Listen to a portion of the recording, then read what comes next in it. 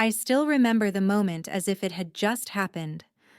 I was standing by the office coffee machine, adding a dash of oat milk to my morning blend, when Ryan, the new CEO and son of the company's founder, walked into the break room.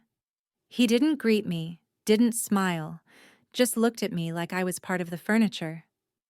"Lily, I need to see you in my office now." It wasn't a request. I had been with the company for nearly 11 years, and in that time I had built the client services department from scratch, negotiated over 100 contracts, and trained most of the team that now sat just outside his office door.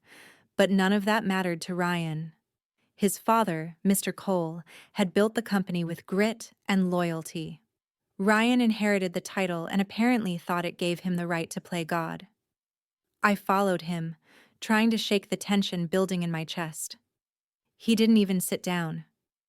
"You're fired," he said, his voice flat and emotionless. "We don't need lazy people like you dragging this place down." I blinked. At first I thought it was some kind of twisted joke.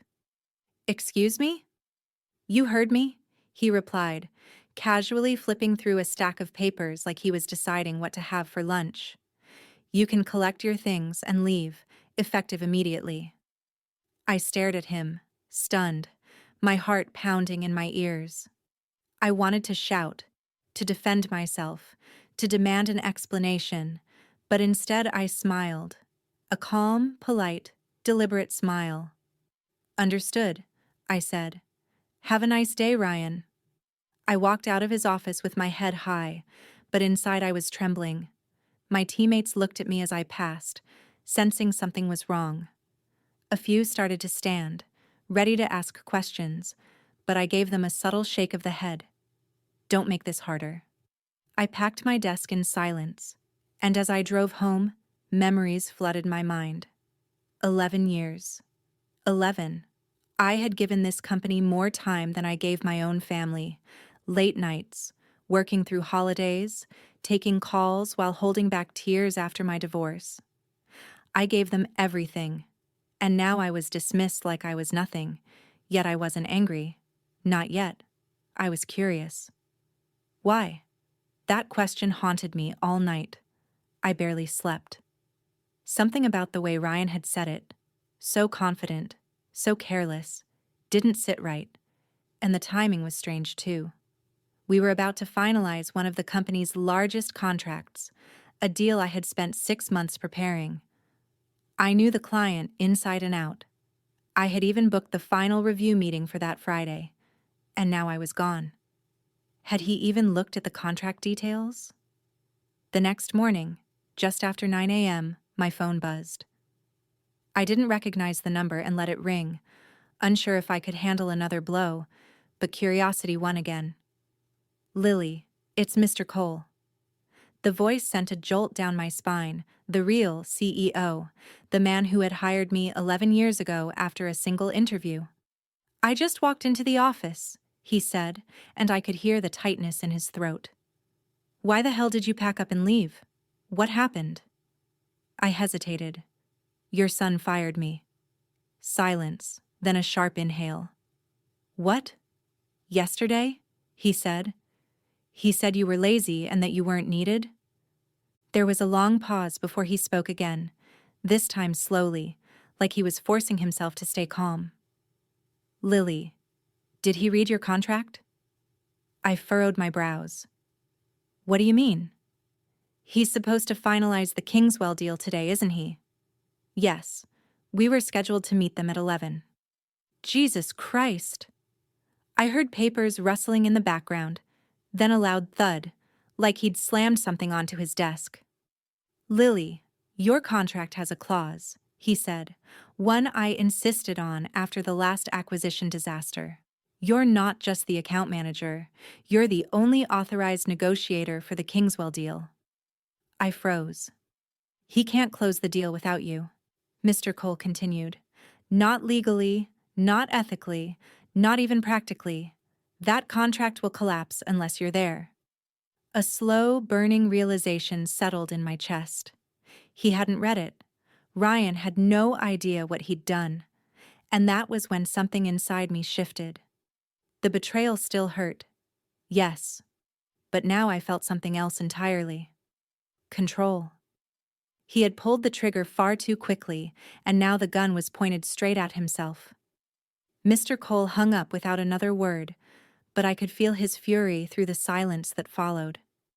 I sat motionless in my apartment, coffee growing cold beside me, staring at nothing in particular. He didn't know his son had fired me without even reading the contract. I leaned back on the couch and let out a quiet, bitter laugh. After 11 years, this was how it went down. A spoiled, impulsive man-child trying to play CEO, making decisions like they were moves in a video game. But real companies don't reset after bad calls, and this one was about to learn that the hard way. I wasn't sure what would happen next. Part of me wanted to get dressed and show up at the office just to watch the fallout unfold, but another part, the one that had endured years of thankless overtime and swallowed my pride more times than I could count, wanted to let them burn. I didn't have to wait long. At 10:13 a.m., I got another call. This time it was Ryan. I let it go to voicemail. A minute later, another call. From reception. Then legal. Then accounting.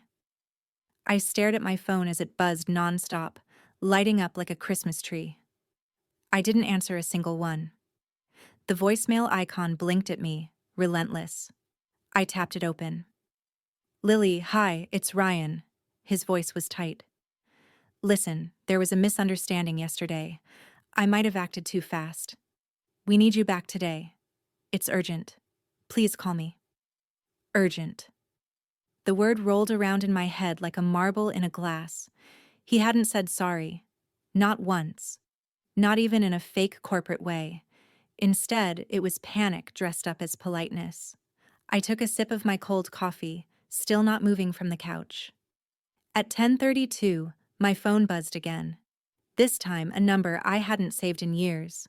Nicole, a former colleague I'd grown close to back when she worked in my department before transferring to marketing. I picked up. "Lily, you won't believe what's happening here," she whispered. "Try me." Ryan just got chewed out by his dad, like, in front of everyone. The meeting room was full. Mr. Cole walked in and slammed the Kingswell contract on the table. I raised an eyebrow. He brought the contract? Oh yeah. And he asked one question. "Did you read this before firing Lily?" And Ryan tried to bluff, said something about moving in a new direction and reevaluating roles, but Mr. Cole didn't buy it. He flipped to the clause you always talked about, the one that says, "You're the sole negotiator on the Kingswell account." That clause was there for a reason, and now everyone knows it. Everyone except Ryan. She paused, office murmurs buzzing behind her. Lily. He looked pale. Ghost pale. He realized he's the reason Kingswell is about to walk. I exhaled slowly. And what did Mr. Cole say?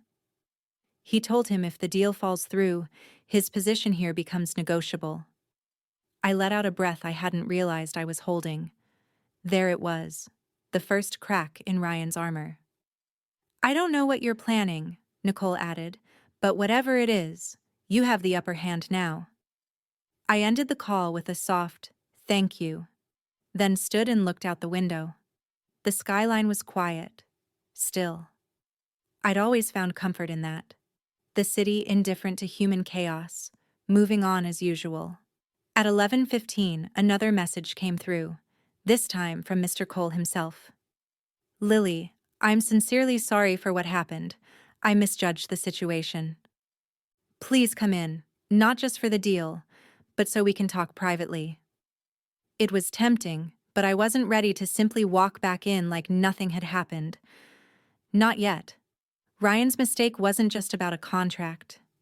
It was about respect, about trust, about the years I had given. Years that couldn't be erased by a panicked phone call and a chair at a negotiation table. Still, something stirred inside me. I wasn't a petty person, but I wasn't weak either. I didn't want revenge. I wanted accountability. I picked up my phone and finally replied, not with a call, but a message. I'll consider returning to finalize the Kingswell deal, but only under specific conditions. I'd like to speak with Mr. Cole directly beforehand.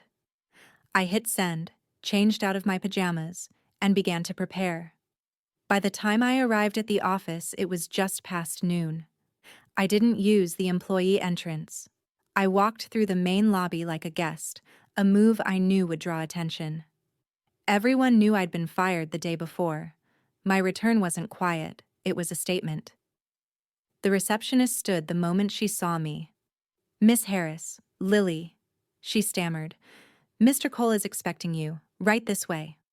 As I followed her down the hall, I felt the shift in the air. Heads lifted, conversations stalled, and a tight silence settled in, like the building itself was holding its breath. Mr. Cole was standing at his office door when I arrived. He wasn't smiling.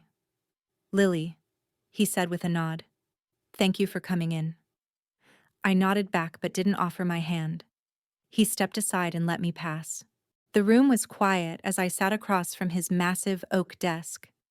He closed the door, leaned against it, and let out a long sigh. "I made a mistake," he began. "A big one. I gave my son too much authority too fast. I wanted him to prove himself. I didn't expect him to burn bridges before learning how to build them." I stayed silent. He sat down, his voice softer now. "What he did to you was unprofessional, disrespectful, and frankly, it jeopardized a deal we've spent over half a year securing." I nodded slowly. "Yes, it did." "I reread your contract this morning," he continued. "Every word. You were given full autonomy over the Kingswell account. Legally, the client won't recognize anyone else as a representative of this company during negotiations. That clause was put in place after the Steel Ridge debacle." "I remember," I said quietly. I was the one who managed the fallout. His eyes met mine. "You didn't deserve what happened yesterday," he said. "I'd like to offer you your job back, with full authority to finish the deal. Whatever conditions you need, we'll make them work." There was sincerity in his tone, regret too, but this wasn't just about the deal. It was about leadership, accountability, dignity. "I'll return," I said, "but I want everything in writing. A revised contract, clear autonomy over Kingswell, and no interference from Ryan." He nodded immediately. "Done." "And one more thing," I added, my voice firm. "This can't happen again, not to me, not to anyone." A heavy silence followed. Then he gave a slow, thoughtful nod. "You have my word." I stood, and the moment I stepped out of his office, I saw Ryan down the hall, arms crossed, pretending to be deep in conversation with a junior executive. His eyes locked onto mine instantly. I didn't flinch. I didn't look away. I walked straight past him, and for a brief second, I saw it. The exact moment he realized his control was slipping. By 1 p.m., the boardroom was ready. The Kingswell team had arrived, and we had 30 minutes before the official meeting. I reviewed the documents one last time, confirming every point we had already negotiated. Their CEO, Mr. S., was a no-nonsense man with sharp instincts. He valued trust above all, and any hint of internal chaos would send him running. As I placed the printed Arabic translation of the final terms on the table, I caught sight of Ryan pacing outside the glass walls of the meeting room like a caged animal. Just as Mr. Cole stepped out to intercept him, their muffled voices rising quickly until his hand shot up, silencing Ryan mid-sentence. Ryan's face flushed crimson as he glanced over his shoulder at me, rage and humiliation tangled in his expression, before turning and walking away. That was the last time I saw him that day. At 1:30 sharp, Mr. S. entered with his aides. I greeted him in Arabic, and his eyes lit up as a rare smile crossed his face. "You remembered," he said warmly. "Respect goes a long way." The meeting began and unfolded flawlessly. 2 hours later, we shook hands and signed the deal. After they left, Mr. Cole approached me again, this time with genuine relief written across his face. "You saved us," he said, "and I owe you more than an apology." "You owe your company a leader," I replied, "one who understands the difference between power and responsibility." He didn't argue. Later that evening, as I walked to my car, the tension I'd carried for the past 48 hours finally began to ease. I had returned not as an employee, but as someone who knew her worth and demanded it be acknowledged. Still, I knew this wasn't over. Ryan had been quiet today, but men like him don't vanish. They retreat, then retaliate. By the following week, the Kingswell deal made headlines in our industry newsletter. Company secures historic partnership with Middle Eastern distributor through tailored strategy and multilingual leadership. They didn't mention me by name, but everyone inside the company knew who had closed that deal. My inbox filled with quiet congratulations, messages from staff who had stayed silent during the storm, juniors I'd mentored years ago, managers who once ignored me in meetings and now praised my leadership under pressure. I appreciated the words, but I wasn't naive. I knew how fast people shifted when the wind changed. The office mood lightened, smiles and laughter returned to the break room, and Mr. Cole made it clear Ryan was no longer involved in high-level decision-making until further notice. Yet something felt off. Small things started happening. First, my expense reimbursement from the Kingswell meeting was delayed. Then documents I'd submitted for approval came back unsigned, without explanation. Next, an email I never sent, allegedly from my address, was flagged by IT. It contained incorrect client information and had been forwarded to one of our overseas partners. Thankfully, the partner trusted me and reached out directly to confirm, but the damage had already planted doubt. I reported it to internal systems, and they found no sign of external hacking. The message had originated from inside the office. That's when I knew Ryan was behind it. He wasn't trying to fire me anymore. That had failed. Now he was trying to make me look incompetent, to smear my reputation slowly and quietly until I either quit in frustration or someone else decided I was a liability. It was classic corporate sabotage. I'd seen it before. At my first job, fresh out of university, I worked under a director who played the same game, never confronting you directly, cutting off resources, isolating you from projects. Poisoning your name until disappearing felt like the only option, but I wasn't 22 anymore, and I wasn't going to disappear.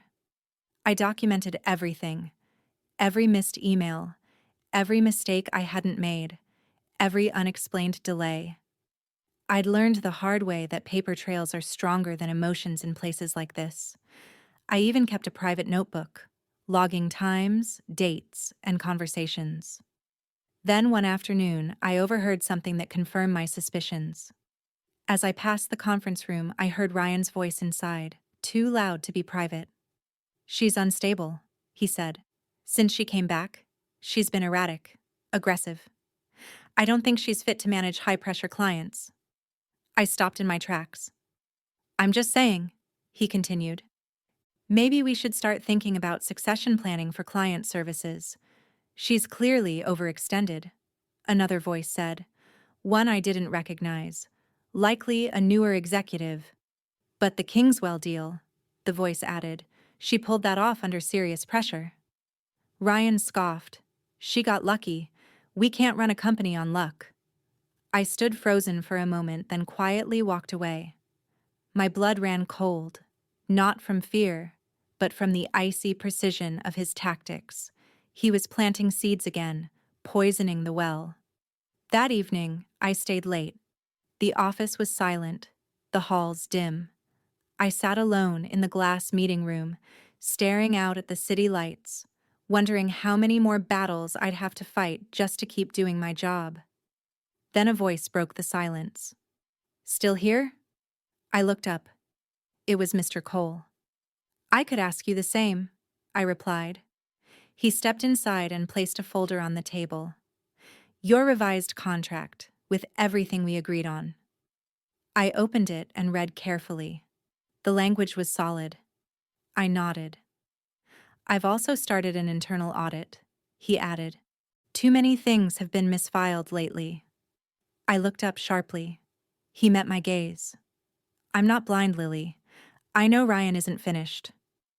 Why haven't you stopped him? I asked. There was a long pause. Because I needed to see how far he'd go, he said at last, sounding more like a tired father than a CEO. You're protecting the company, I said. He shook his head slowly. I'm trying to protect both of you, but maybe it's too late for one of you. I closed the folder. I don't need protection. I need you to decide what kind of legacy you want to leave behind.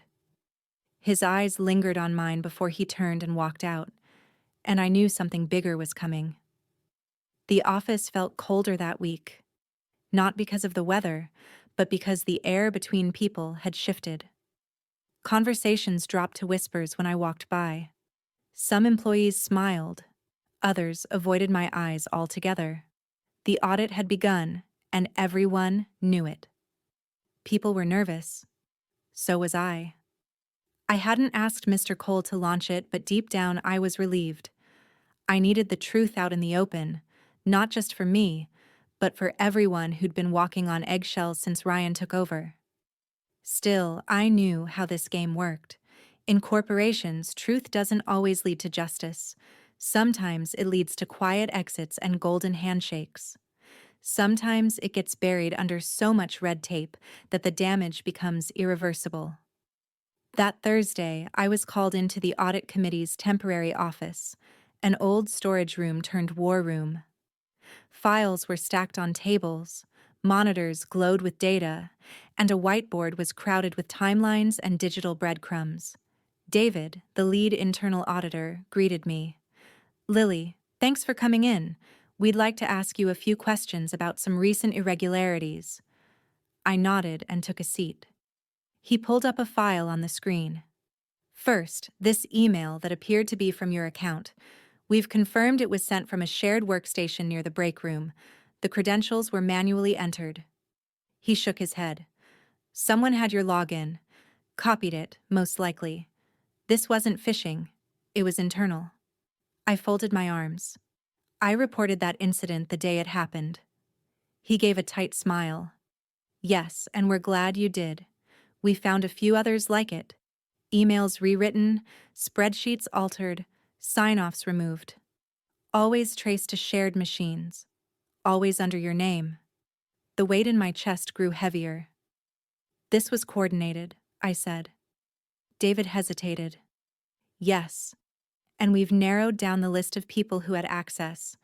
We've also noticed unusual patterns linked to Ryan's executive assistant's login. I sat perfectly still as he continued, carefully. We're not accusing anyone yet, David continued. But there's a clear pattern. Sabotage intended to discredit you, and possibly others. I clenched my jaw. So what happens now? That's where it gets complicated, he said. Mr. Cole asked us to present our findings directly to him. He's made it clear he wants the truth. All of it. No filters. I nodded slowly. Then I'll be there. David raised his eyebrows. You're not required to be. I will be there, I repeated. If this is going to surface, I want to look everyone in the eye. He didn't argue. That night, I barely slept. My thoughts kept drifting to the others who had quietly left over the past year, talented employees in their 30s and 40s who had simply disappeared without much notice, people once labeled rising stars. I used to think it was normal turnover. Now I wondered how many had been pushed out by Ryan's games. I arrived early at the executive boardroom the next morning. Mr. Cole was already there, staring out the window like a man waiting for the final card to fall. David and two other auditors entered next. Then Ryan arrived 10 minutes late, phone in hand, wearing his usual smug expression, until he saw me. He stopped short at the door. She's not on the audit committee. Mr. Cole didn't turn. She's here at my request. Ryan shifted uncomfortably. This is supposed to be internal, confidential. Then you should have kept it that way when you used company resources to fabricate emails, I said, my voice calm but sharp. Ryan scoffed. That's ridiculous. David spoke up. We've traced multiple login attempts tied to your assistant's account, all connected to irregularities targeting Lily's work. There's a clear timeline. Ryan's practiced smugness began to crack. You're reaching. She's just bitter about being let go. I met his eyes. You didn't let me go, Ryan. You sabotaged me, and you almost tanked the biggest deal this company has landed in 5 years. Mr. Cole finally turned. I gave you a chance, he said quietly. More than one. And you've done nothing but tear down the people trying to build something real here. Ryan's bravado faltered. This isn't what you think. No, Mr. Cole cut in. It's worse. A heavy silence settled over the room. Then Mr. Cole straightened. The board will be reviewing this report. Until then, you are suspended. Effective immediately. Ryan opened his mouth to protest, but no words came. He looked at me one last time, not with rage, but with disbelief, as if he had finally realized none of his usual tricks were going to save him. Then he walked out in silence. I stayed behind. Mr. Cole exhaled, his shoulders sagging. I failed him, he said, as a leader, and maybe as a father. You can't lead someone who refuses to grow, I said quietly. But you can still lead the company. You still have that choice. He looked at me, then nodded, and for the first time since this all began, I felt the weight start to lift. 2 weeks passed, but the impact of that morning echoed through every corner of the building. Ryan never returned. The smug grin he once wore like armor became whispered office gossip. The board moved quickly. The evidence was too strong, too detailed, too damning to ignore. Falsified emails, login traces, unexplained file disappearances, attempts to weaponize HR complaints, all directed by Ryan or through people he manipulated. When the final report was released, it was clear he hadn't just tried to sabotage me, he had compromised the integrity of the company itself. His suspension became a termination. The official announcement cited breaches of ethical conduct and internal misconduct. There were no lawsuits, no press releases. Just a quiet exit through the back door of corporate history. Still, word spread. I thought I would feel triumphant when I heard the news, but instead I felt calm. Not victorious, just steady, like I had survived the storm and could finally breathe again. A few days later, Mr. Cole called me into his office and closed the door behind me. He gestured for me to sit. A folder rested on his desk, unopened. I've spent a lot of time thinking about everything that's happened, he began, and about what I want this company to become moving forward. I didn't interrupt. You've shown more leadership in the past month than most executives show in an entire career. You protected our biggest deal, kept your composure through public humiliation, and navigated personal attacks with professionalism. That's the kind of person I want helping run this company. He slid the folder toward me. Inside was a promotion letter, Director of Client Strategy, an executive-level role reporting directly to him. I looked up, surprised. I didn't ask for this. I know, he said. That's why you deserve it. I paused, then nodded slightly. If I accept, I want to say in how we move forward. I don't want to just hold a title. I want to rebuild this culture the right way. He smiled. That's exactly what I hoped you'd say. Later that evening, sitting alone in my new office, a temporary one while renovations were underway, I stared at the blank nameplate on the door. For years, I'd walked those halls wondering if anyone truly saw the work I did. The late nights, the client rescues, the fires I put out without credit. I used to believe staying quiet kept the peace. that not causing friction was strength, but silence had almost cost me everything. It was never just about a contract or a title. It was about remembering that competence isn't arrogance and professionalism isn't weakness. I had been underestimated, dismissed, and sabotaged, but I had never been defeated, and I hadn't allowed myself to become bitter. That, to me, was the real victory. In the weeks that followed, I began reshaping the department. I reopened communication, reinstated people who had been unfairly pushed out, and created an anonymous reporting system so no one else would fear retaliation for speaking up. I made time for younger employees just starting out, some of whom had witnessed what I went through and quietly asked how I stayed strong. I told them the truth. You don't always get to choose the battles, but you do get to decide who you become in the middle of them. As for Ryan, the last I heard he was interviewing at smaller firms out of state, but his reputation had followed him. Some said Mr. Cole pulled strings to keep his name out of the press, maybe a father's final act of love. I didn't ask. I didn't need to.